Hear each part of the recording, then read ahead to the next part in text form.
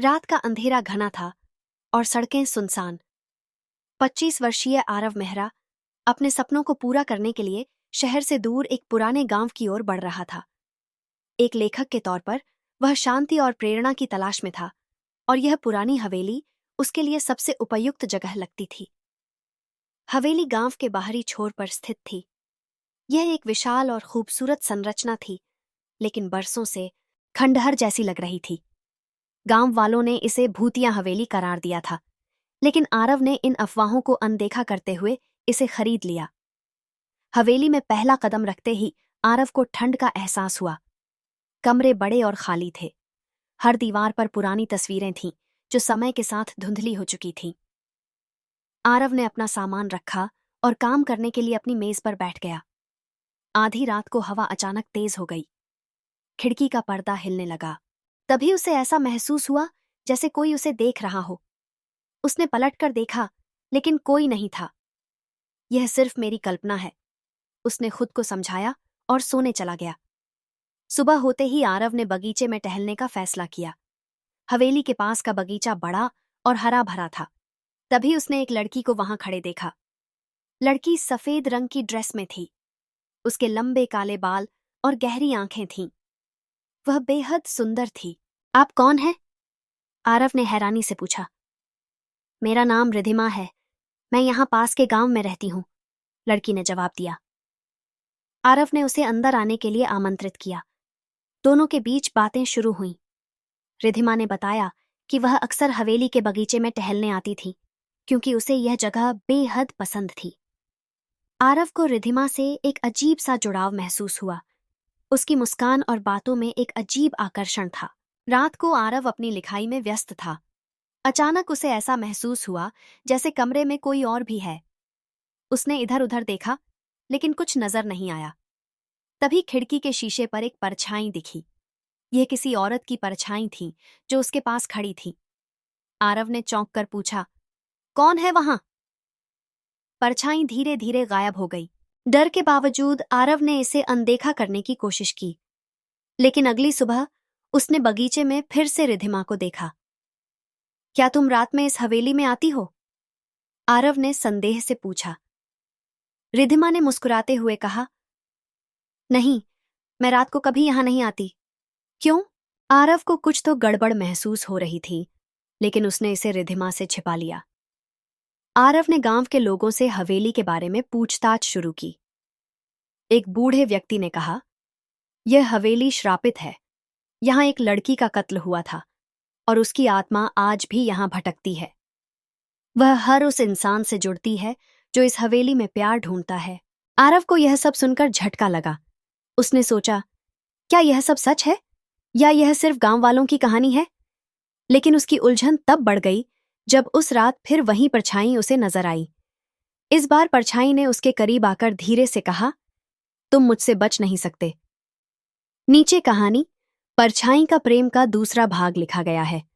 यह भाग रहस्य और रोमांच को और गहरा करेगा। आरव को पूरी रात नींद नहीं आई। परछाई के शब्द तुम मुझसे बच नहीं सकते बार बार उसके कानों में गूंज रहे थे। उसने तय किया कि वह इस हवेली और इसके इतिहास के बारे में अधिक जानेगा।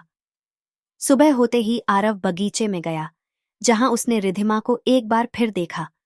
वह फूलों के पास खड़ी थी, जैसे किसी सोच में डूबी हो। रिधिमा, मुझे तुमसे कुछ पूछना है, आरव ने कहा। पूछो। रिधिमा ने अपनी गहरी नजरों से उसे देखा। यह हवेली और इस परछाई के बारे में गांव वाले अजीब अजीब बातें करते हैं। क्या तुम जानती हो ये सब क्या है? रिधिमा के चेहरे पर हल्की चिंता झलकने लगी। उसने कहा, यह हवेली सच में रहस्यमय है। यहां कुछ ऐसा है जो किसी को शांति से रहने नहीं देता, लेकिन इससे ज्यादा मैं कुछ नहीं जानती। आरव को लगा कि रिधिमा कुछ छिपा रही है। उस रात आरव ने खुद को शांत रखने के लिए एक किताब पढ़नी शुरू की।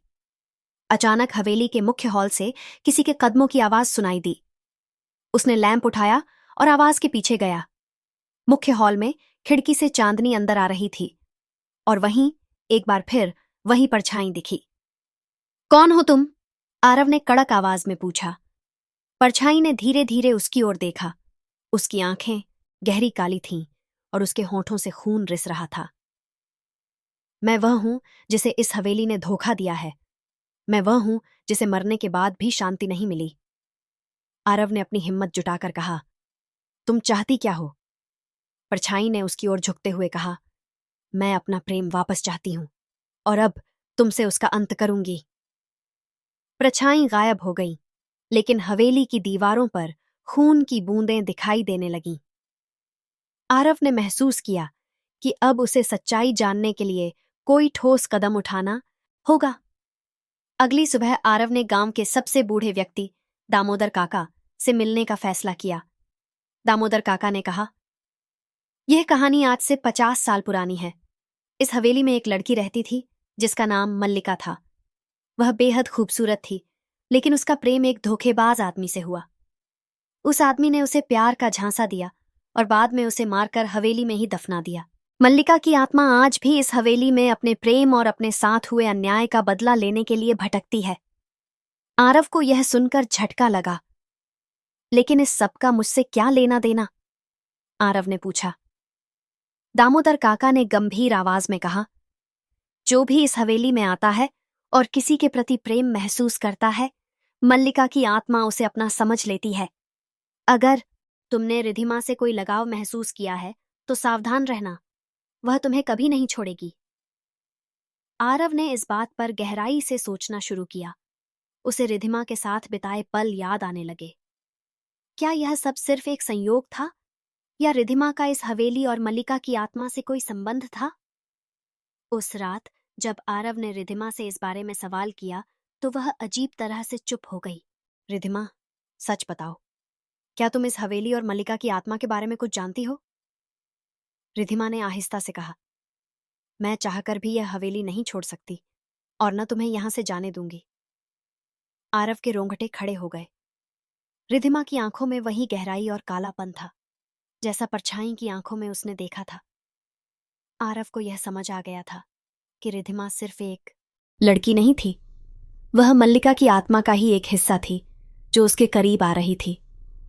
नीचे कहानी परछाई का प्रेम का तीसरा भाग प्रस्तुत किया गया है। इस भाग में रहस्य और रोमांच और गहरा होगा और कहानी नई दिशा में आगे बढ़ेगी। रिधिमा की आंखों की गहराई अब आरव को डराने लगी थी। उसकी आंखों में वही अजीब सी चमक थी जो उसने परछाई में देखी थी। रिधिमा, तुम मुझसे कुछ छिपा रही हो, सच बताओ, तुम कौन हो? आरव ने साहस जुटाकर पूछा। रिधिमा मुस्कुराई, लेकिन उसकी मुस्कान में दर्द और क्रूरता दोनों थे। तुम सच जानना चाहते हो आरव? तो सुनो। उसने एक गहरी सांस ली और कहा, मैं वही हूं जिसे इस हवेली में मारा गया था। मैं वही मल्लिका हूं। यह रिधिमा का रूप सिर्फ एक छलावा है। मैं अपनी मौत का बदला लेने के लिए इस हवेली से जुड़ी हुई हूं। आरव सन्न रह गया। उसके सामने खड़ी लड़की अब धीरे धीरे बदल रही थी। रिधिमा का चेहरा मल्लिका का चेहरा बन गया, एक भूतिया चेहरा जिसकी आंखें खून जैसी लाल थीं। मल्लिका ने अपनी कहानी सुनाई। 50 साल पहले मैं इस हवेली में रहती थी। मेरा प्रेमी मुझसे शादी करने का वादा करके यहां आया था, लेकिन वह सिर्फ हवेली की दौलत चाहता था। जब मैंने उसे रोकने की कोशिश की तो उसने मुझे मारकर इसी हवेली में दफना दिया। मेरी आत्मा को कभी शांति नहीं मिली। आरव ने पूछा, लेकिन मुझसे तुम्हारा क्या लेना देना है? मल्लिका ने ठंडी आवाज में कहा, तुमने इस हवेली में प्रवेश किया और रिधिमा, मेरा रूप से प्रेम किया। अब मैं तुम्हें नहीं छोड़ सकती। मैं तुम्हें हमेशा के लिए अपने पास रखूंगी। उस रात हवेली में अजीब घटनाएं होने लगीं। दरवाजे खुद ब खुद खुलने लगे, खिड़कियां जोर जोर से बजने लगीं और दीवारों पर खून के धब्बे उभर आए। आरव ने देखा कि रिधिमा या मल्लिका उसके सामने खड़ी थी और उसके चेहरे पर एक अजीब सी चमक थी। तुम मुझसे बच नहीं सकते आरव, आरव ने चिल्लाते हुए कहा। मैंने तुम्हारा कुछ नहीं बिगाड़ा, मुझे क्यों परेशान कर रही हो? मल्लिका ने कहा, तुमने मुझसे प्रेम किया और जो भी मुझसे प्रेम करता है उसे मेरी आत्मा के साथ जीना पड़ता है। डर के बावजूद आरव ने खुद को संभाला। उसने मल्लिका की आत्मा को शांत करने का रास्ता ढूंढने का फैसला किया। गांव के एक पंडित ने कहा, अगर तुम मल्लिका की आत्मा को मुक्त करना चाहते हो तो तुम्हें वह स्थान ढूंढना होगा जहां उसे दफनाया गया था। उसकी आत्मा वहीं कैद है, लेकिन याद रखना, यह आसान नहीं होगा। आरव ने पूरे दिन हवेली के हर कोने को खंगाला। उसे तहखाने में एक पुराना कमरा मिला, जहां मिट्टी खुदाई से अलग दिख रही थी। जब आरव ने खुदाई शुरू की तो हवेली कांपने लगी। दीवारों पर मल्लिका की भयानक आकृतियां उभरने लगीं। तुम क्या करने की कोशिश कर रहे हो आरव? मैं तुम्हें ऐसा नहीं करने दूंगी। मल्लिका की आवाज पूरे तहखाने में गूंज उठी। आरव को वहां एक पुराना बक्सा मिला, जिसमें मल्लिका के कुछ गहने और एक पत्र था। उस पत्र में लिखा था, अगर कोई मेरी आत्मा को मुक्त करना चाहता है तो उसे सच्चे प्रेम का बलिदान देना होगा। आरव समझ गया कि उसे अपनी जान की कुर्बानी देकर ही मल्लिका को मुक्त कर सकता है।